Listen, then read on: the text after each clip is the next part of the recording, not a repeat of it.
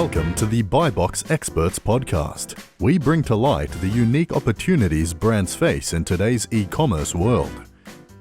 Welcome to the Buy Box Experts podcast. This is Eric Stopper. Today's episode is brought to you by Buy Box Experts. Buy Box Experts takes ambitious brands and makes them unbeatable. We've got a team of consultants that will look at your best-selling or your worst-selling ASINs on Amazon and let you know how you can make those better and improve your sales. There is a lot of camaraderie in the market these days. Come and talk to us. Go to buyboxexperts.com. Click on the free analysis button at the top. You'll be connected with me or a member of my team. We would love to talk with you. Today, I am pleased to be joined by Adam Epstein, the VP of Growth for Perpetua, an advertising software company that seeks to give superpowers to brands that sell on Amazon. The team at Perpetua is built from machine learning engineers and software professionals that hail from some of the top tech companies around the world, including Google and Microsoft. Perpetua has raised over $10 million to fund their efforts, and they have a whole host of features that might interest you in your business. Adam, welcome to the show. Eric, it is a pleasure to be here. Thanks for having me. So lots and lots of things to discuss. I think it would make sense for you to kind of give me a flavor of Perpetua in a nutshell. What are some of the core products that you offer, and what should the listeners of this podcast try out first? Yeah, it's a great question. So Perpetua is a product and software company. So we've built some very powerful but simple and easy to use tools to help optimize sponsored ad advertising on Amazon. Additionally, we have some best-in-class reporting and advanced analytics for our customers to understand the impact that advertising has on their Amazon business, as well as a DSP managed service for the Amazon DSP. In a nutshell, we built some very awesome software for Amazon right now, but as you mentioned, the mission of our company is to give superpowers to anyone that sells online. We just started with the largest store in the world and the fastest growing ad platform in the world. We believe that e-commerce advertising and the $20 billion that Amazon made in advertising in, let's call it 2019 and 2020, is just scratching the surface, and that e-commerce advertising will be a $100 billion business in the not too distant future. $100 billion business. Not too distant. Give us an expected timeline, you think, from what you're seeing. Yeah, I definitely think within the next 5 years. So what is e-commerce advertising? So you might even say that there's a $100 billion business right now, but what our definition of e-commerce advertising is a click or an impression that leads to an attributed sale, of which you can model out organic sales against attributed to understand total sales for a brand. That could be in a variety of different stores. So right now, as we mentioned, Amazon is the largest e-commerce store in the world. Walmart is one that we think about a lot, and we're in the Walmart sponsored ad beta program. We just haven't built a public facing product around it yet. We're super bullish on Instagram's commerce capabilities in the not too distant future. So if you think about Instagram right now, you have this mobile web shopping experience to purchase things, but in the not too distant world, you'll have payment information in-app, shipping information in-app, one-click buy, and then hey, guess where more ads are going to come from? The Explore feed with search results in which you're searching for Reformation dress, and you see all these amazing dresses, and a competitive dress brand would be able to buy on that, as well as other marketplaces. So as everyone knows, a senior Amazon ad exec was just recently hired as the CRO of advertising for Instacart, the massive grocery delivery company. And they're going to build out an ad product very similar to Amazon. So what you're seeing in the market is a lot of the companies are like, hey, Amazon, you just made $20 billion of profit like that, or not necessarily profit, but revenue from the snap of a finger. I know I don't operate on Amazon scales, but why can't I create a $10 million advertising business or a $50 million advertising business? And Amazon still isn't done. Amazon still has a ways to go. Their advertising business, I'm not sure about the past 2 years growth rate because the baseline's been so high, but it's got to be somewhere within the, let's call it 30 to 40% range year on year.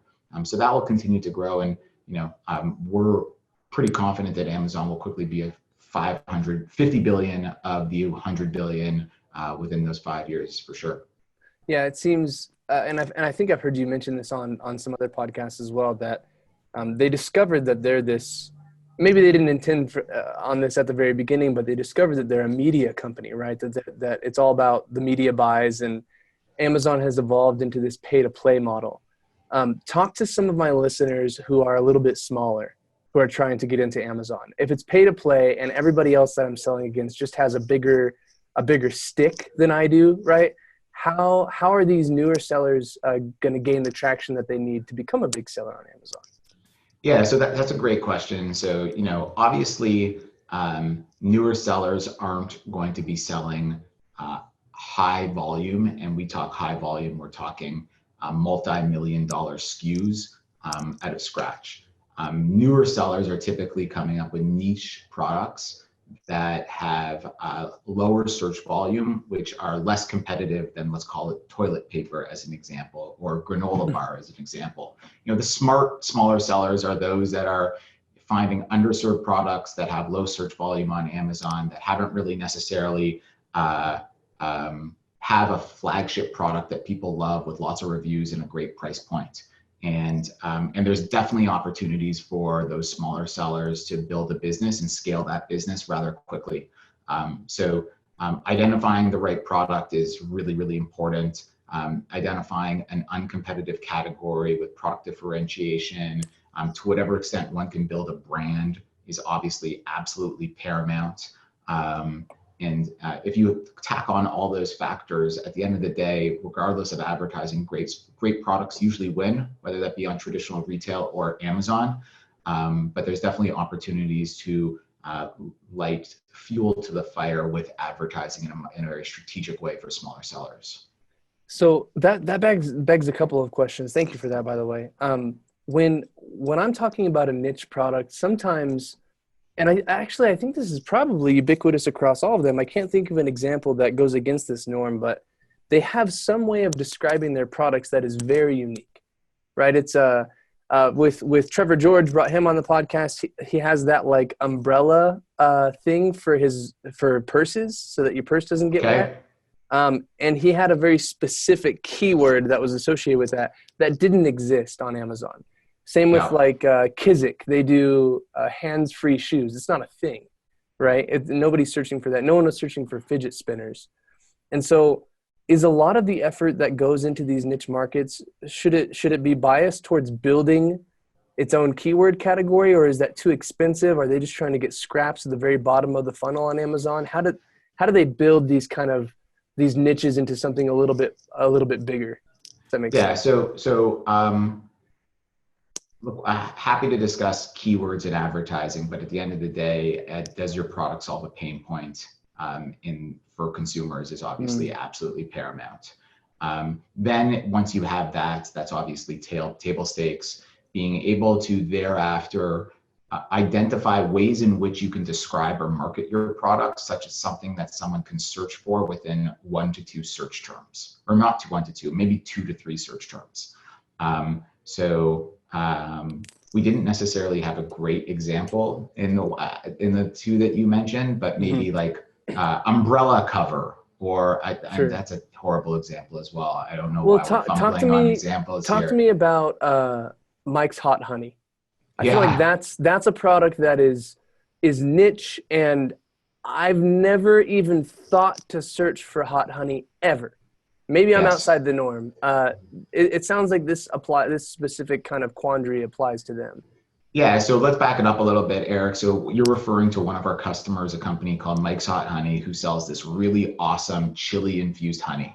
And when you start to think of chili infused honey, you start to realize, wow, I can kind of put that on anything. So you can put that on pizza. You can put that on fried chicken. People put it on ice cream. I know that we have a bottle right by our kitchen table at the office, and people tend to put it on basically every dish. So that's just a great product that fills a pain point. People like honey, people like hot stuff, and they've branded an excellent product that solves a pain point with consumers. The interesting thing for that product is it falls in a number of different subcategories within Amazon. So it could be a hot sauce, it could be a honey, or it could just be a sauce. And the thing that with them is they didn't know how to market themselves. They didn't know if they should go hot sauce, honey, or sauce. And upon using our software, I'm not going to get like specific numbers, but they had some modest sales. They had a pretty big brand affinity with the hipster Brooklyn pizza community because all the cool pizza shops in Brooklyn was using them. Right on. But when they went to Amazon to try and get mass exposure, it was kind of a different story, and they didn't know how to market and position themselves. And so really quickly with the use of our software, they didn't really need to decide. They would kind of let the machine do the bidding. So they effectively said, so with our product, you set your target ACOS and you set your target daily budget on your branded targets and your unbranded targets. So unbranded targets would be category like hot sauce or honey, and competitor would be, I'm trying to think of a competitor honey, honey bee as an example. And their branded targets would be Mike's Hot Honey and the actual branded ASINs that they would have. And so they realized very quickly with an unbranded ACOS that was a little higher and control on branded spend, they were able to go a little bit more aggressive, and where they saw an initial pickup was on the hot sauce category. So the hot sauce category kind of gained momentum and got the Amazon flywheel going to get more reviews and more clicks and more sales on that individual product, and they were climbing bestseller rank for hot sauce. And then once that happened, the honey category, which is normally more competitive, became less competitive, and they were able to gain sales velocity within that category. And then this amazing thing happened, and this just speaks to kind of the power of our product and the power of the Amazon flywheel, and that they were able to, for a period of time in December this past year, achieve #1 hot sauce, #1 honey, and #1 grocery product on Amazon. And all three, it's the trifecta. And they would never have been able to do that without the use of our product and kind of the keyword harvesting and bidding algorithms that our product was able to afford them. What's the alternative? If they wanted to achieve the same type of growth, what would their internal people have had to do day to day without the software? Yeah. So it's a great question. One, they would have had to decide which one of those categories would have been best to strategically target for keywords to begin with. So they basically said, let's let the machine decide. I'm not even sure if I should be hot sauce or honey. Let's figure out what's the most efficient by the software. So they would have had to figure out on their own what the best path could have been. And upon figuring out that best path, they would have had to come up with hundreds of different permutations of keywords and different match types on those keywords and begin bidding on them. And then they would also have to determine the right bid price to determine their target ACOS so they could be profitable. Everyone wants to be profitable on Amazon. And so instead of doing all of that, they simply, within our product, set target ACOS, target daily budget, and our product was able to identify the right and highest performing category level keywords to drive profitability for them. And as I mentioned, generate momentum on that flywheel by adjusting bid prices daily. And then as they gain momentum, continuing to go after the more expensive keywords and more expensive categories that they weren't able to get before prior to getting that sales velocity.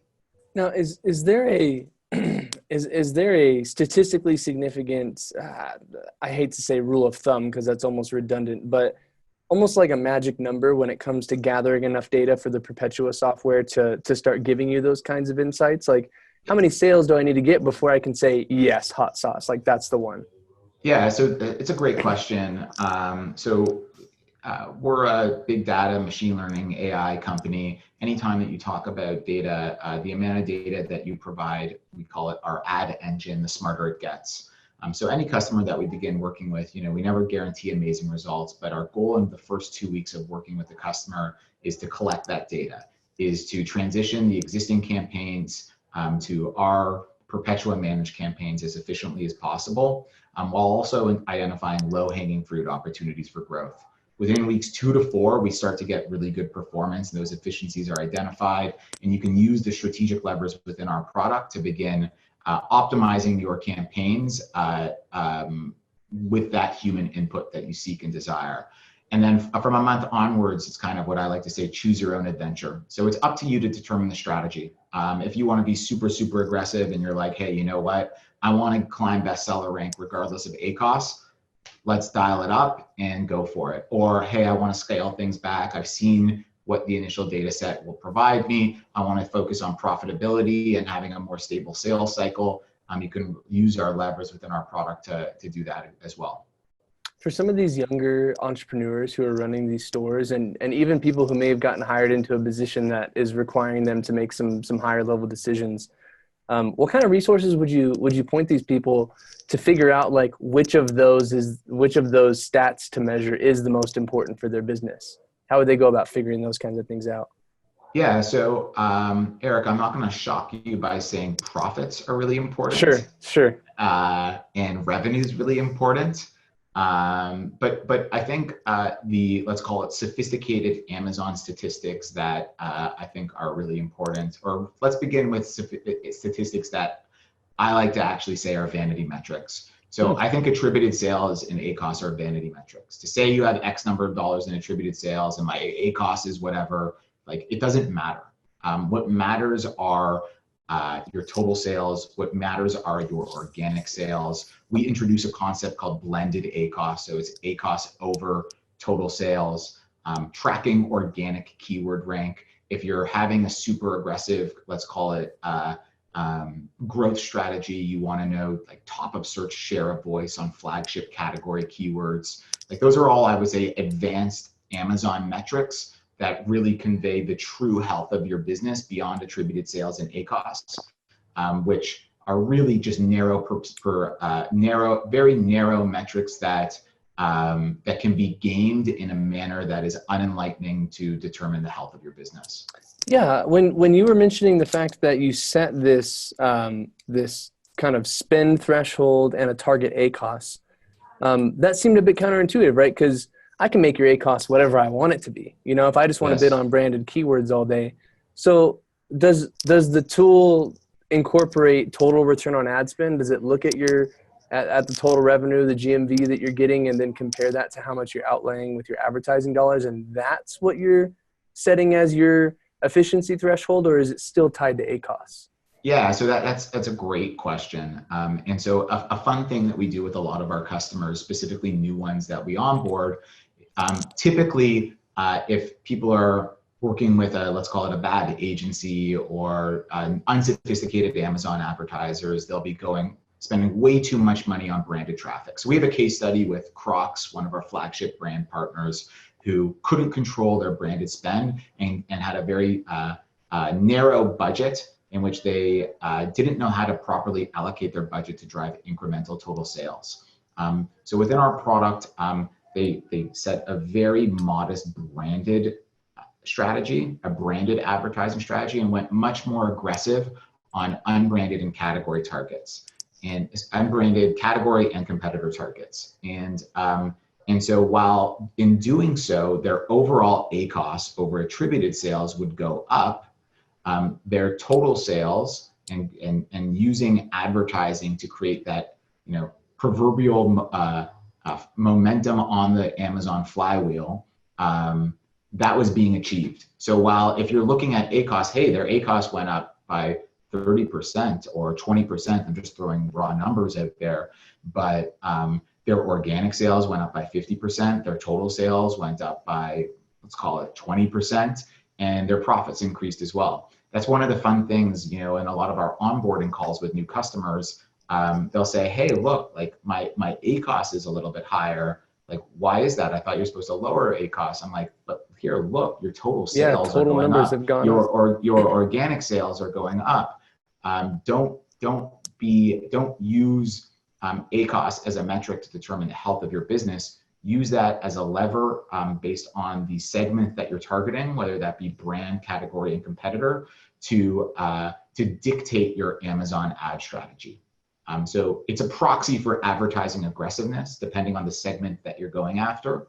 And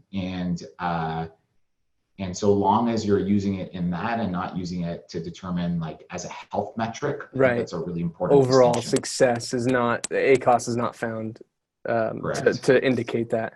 Correct. So that Crocs case study is really interesting. I would encourage folks to go and read it. There's a part in there where it says the Crocs team has achieved the following results. There were four bullets.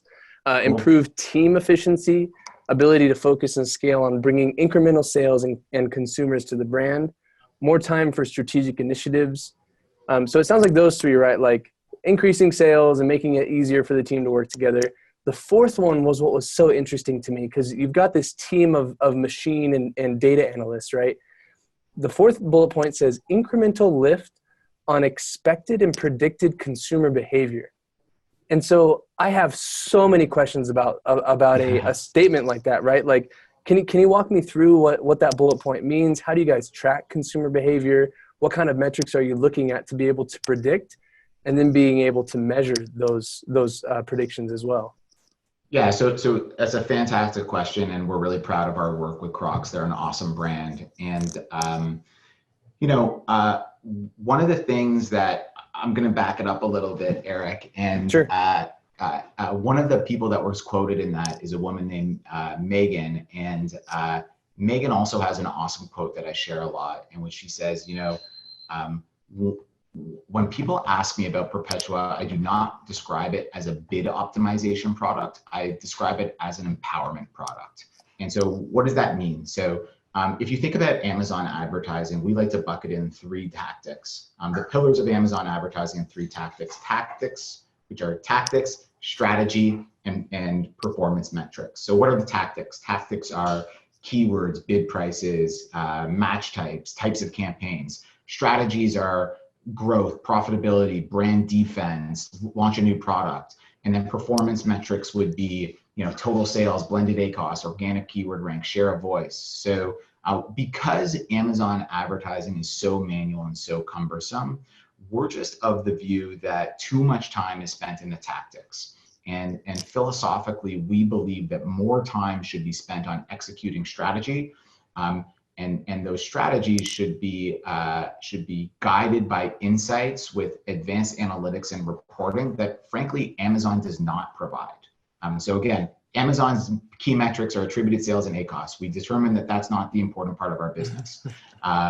But you want to understand those important metrics, allow those important metrics to guide your strategy, use Perpetua's products to execute on that strategy, and let the machine execute on the tactics, while also having advanced levers for sophisticated customers to override the machine if they have like particular convictions about ways things should be done.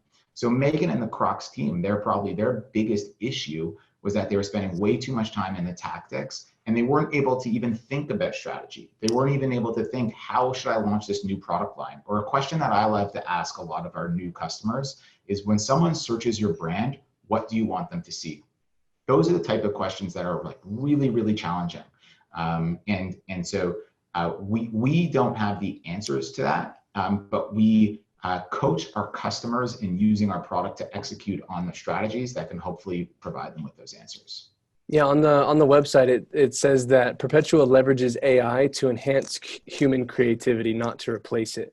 The central thesis there being, a human being shouldn't be spending their time doing keyword research and adjusting the ad bids. We want to leave that to the machines, so that the humans can then make more creative decisions. Is that kind of a fair summary? Yeah, that's fundamentally it. We believe that the best possible ad performance is human direction on strategies with, again, software execution on tactics. If you even back it up a little bit, you think of like, what are the initial applications of machine learning and AI? And it's typically within chess, right? So it's like, what's better, a human with machine in chess? And ultimately the data determined that actually a combination of the two was best. So there's two types of moves in chess. I would say there's a tactical move and a strategic move, and very similar analogy. The machine was best at performing the tactical moves, and the human was best at performing the strategy. And they called that a centaur, like the mythical figure that's half human and half horse. And so we try and replicate that as well. So we provide kind of these levers within our product to understand customers' goals. So we actually call them goals within our product, and goals are amalgamations of campaigns that express desired advertising intent. And then within the goal, let software execute on the tactics. That makes a lot of sense. There's a CNBC quote that I saw you bring up on one of the shows that you're on. That winning on Amazon is increasingly becoming a game of tactics, with brands arming themselves with ad products and a kind of hand-to-hand combat with competitors on the search results page.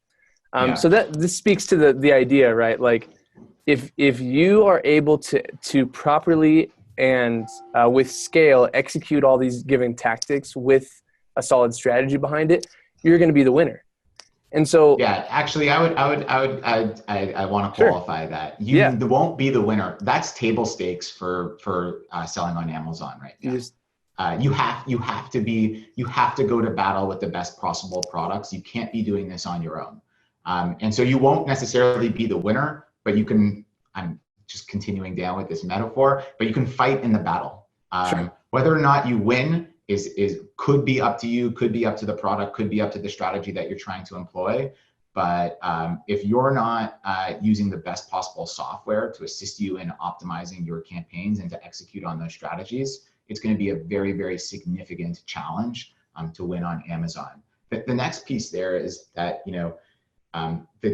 everyone thinks of traditional Amazon advertising or sponsored product PPC ads, and Amazon advertising has changed tremendously in the past 18 months and has become so much more competitive that if you're only doing sponsored product ads, it is not enough. So you absolutely need to be leveraging sponsored brand ads. You absolutely need to be leveraging sponsored brand video, which is a subject that we love to talk about. And for any customer that wants to grow significantly and build a brand on Amazon, you have to be using the Amazon DSP to do so. So it is becoming more and more, it has become more and more competitive on the search results page for sponsored product ads. And if you're doing that and that alone, you will not win regardless of the software that you're using.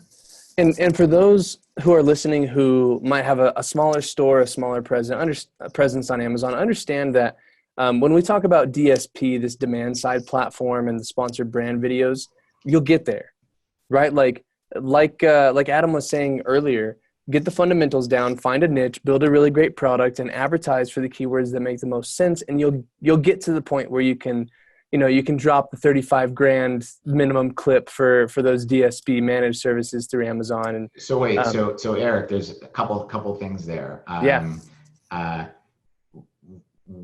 One, what we've done at Perpetua over the past year is try and democratize these ad units so that anyone can adopt them. So sponsored brand video, we can talk about DSP in a minute. I definitely love to do so, but sponsored brand video is something that every single Amazon seller, whether large or small, can adopt. The only barrier to entry at the moment, now that Amazon has rolled it out across all accounts, is the ability to create video ads.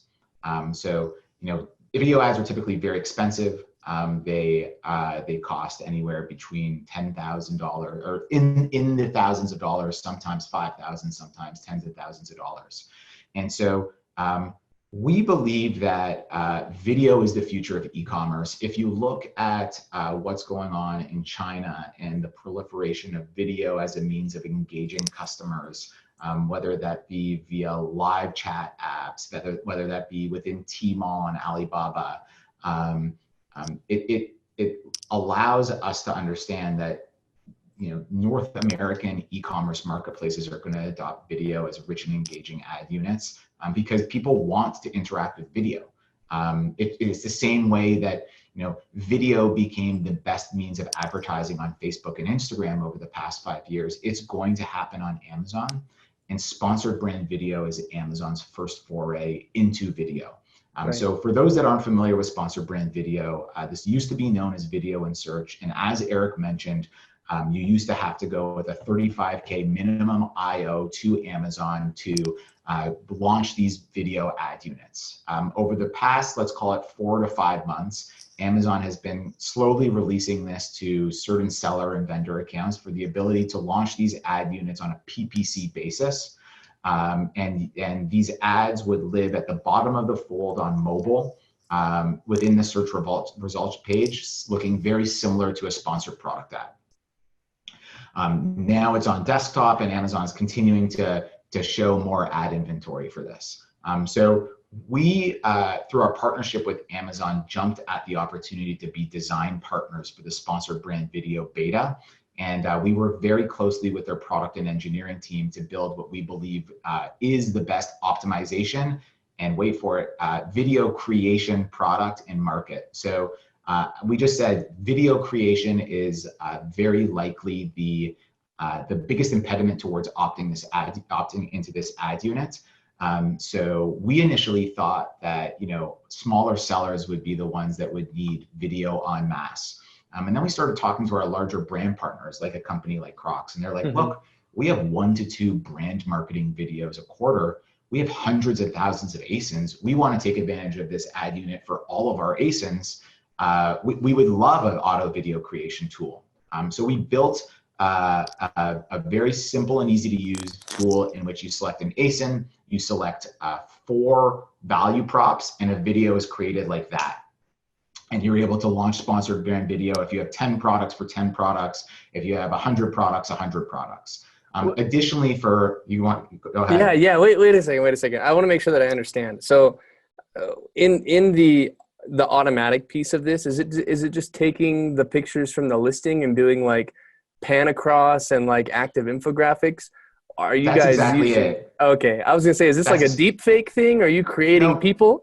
No, so it's not people. So it's really interesting. So over the past 6 months, we've been testing a lot of sponsored brand video ad units, and you know, we've worked with some awesome brands that have these beautiful lifestyle videos that would show on their Instagram, and they throw it on Amazon. And while it performed well, we used the data that we had to say, what are the best performing types of ad units for sponsored brand video? And we got it down to where the ASIN should appear, where the font should appear, how many value props, how long it should be. And so we used our data to create 4 to 5 out of the box templates, in which, as I said, you select your ASIN, you select like the overall theme of the templates, you say the value props to describe that ASIN, and a video is launched immediately. God, that's fascinating. Minimum clip. What does somebody have to pay to use something like that with Perpetua? Yeah. So what do you think, Eric? Just out of curiosity. I have seen video production on Amazon go for like $100 on Upwork, all the way up to $2,000 with some agencies. Right. So you can get 10 videos for $100 with us. And again, they're done like that via the software that we've created.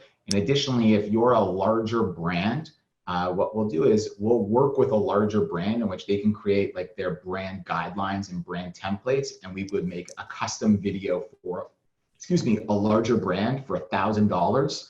And within that custom video, that would include 10 video within that custom template, it will include 10 video ads, and you can buy more for $100 as well. So we want people to not be concerned. We want to democratize the ability to create video at scale, because we believe very strongly that, you know, sponsored brand videos as they exist today will only continue to get bigger and bigger within Amazon. And we don't want the barrier to entry to be the tens and thousands of dollars of video creation, or we don't want the barrier to be entry to be creating like really crummy videos on Upwork that aren't optimized specifically for this ad unit. At the end of the day, as you said, the mission of our company is to give superpowers to anyone that sells online. These are just one of the ways in which we can do that. So those beautiful lifestyle photos that these brands had, they were converting less optimally than the kind of standard format? It depends. So it depends on the keyword. It depends on the product line. It depends on a variety of different things. But for the most part, it was neck and neck with these auto created videos. And it's actually quite similar to DSP creative. So I'm not sure if you're familiar with the notion of dynamic e-commerce ads created with the DSP, but these are, out of the box display ads that Amazon creates with like the reviews, the price point, and the call to action of add to cart, click to Amazon. Right. And then people can also come up with their own custom creative on the DSP. And through all of our testing on the DSP, we found that the DEA ads actually perform almost as good, if not better, than the custom creative ads, which definitely look nicer, but just from an execution and performance standpoint, the DEA ads outperform them. Wow. I mean, it's all about data, right? Like everyone listening to this podcast wants to make money, right? Branding is important. You can do that everywhere else. The sponsored. Well, I guess that begs the question though. Typically what will happen is these brands are having to get better and better at the tactics, right? And so the videos are inherently going to have to get better over time, or is that just not true in this instance? So we're not saying that the videos aren't getting better. We're saying that this is the first iteration of the product that we're launching, and we're going to continue to use the data that we get to iterate the videos that we have for people to buy new videos with the insights that we gain. Additionally, one's objective might not be performance, but one's objective might be building a brand. And if that is the case, then you can launch that custom creative video that you have for, let's call it $10,000 that lives on your Instagram page. You can launch that as well, and our software will optimize the ad unit the same way that we do with sponsored product and sponsored brand ads. Fascinating. One of the last things that I want to hit on with you is just optimizing click-through. So obviously, right, like if I'm advertising a product and it's just like the best keyword ever, and I know that people are looking for me when they're using that keyword, but still I'm losing clicks to the other people that are competing or maybe showing up organically close to the top of the page. Mm-hmm. I kind of want to talk about the data that you've done, the data research and some of the studies that you've done to optimize this process. And the reason that I bring this up is, did you have the opportunity to watch R.E. Mars by Amazon? I have not watched that. I'm sorry. So no, so it's all good. It is like the nerdiest, funnest little thing where Amazon puts on this gathering where they bring in all these industry leaders and innovators on the cutting edge of AI. It's like professors and other people from data companies.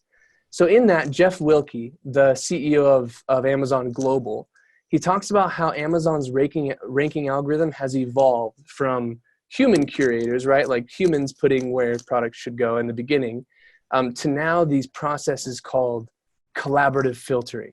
And he says that they combine it with heuristics to give personalized recommendations to shoppers. And as I was watching that, I go, what in the heck is he talking about, right? Heuristics are mental shortcuts.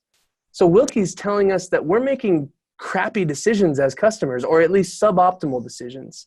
And so I want to know, like, have you guys looked at how to structure a title, how to create a main detail photo, whether or not a coupon actually leads to someone clicking through to a product?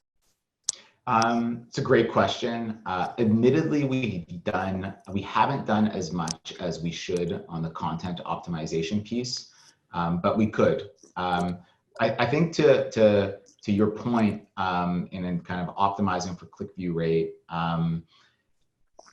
I think one has to do a deep dive anytime that they look at the category that they're in on what is the price point in reviews of a high performing search term within that category, and should I even be going after it, right? So if I'm in, I don't know, a honey category, and my competitors on those flagship category keywords like honey have so many more reviews and such a lower price point, maybe I shouldn't be going after that super, super expensive category keyword, and I should be going after more of the niche stuff like natural organic honey or elderflower honey, in which I can identify areas in which the products ahead of me on an organic rank basis don't have strong brand affinity, may not have great reviews, or may not have a great price point. And thereafter, then you can start to identify, let's call it these, we like to say it almost like reverse engineering market share,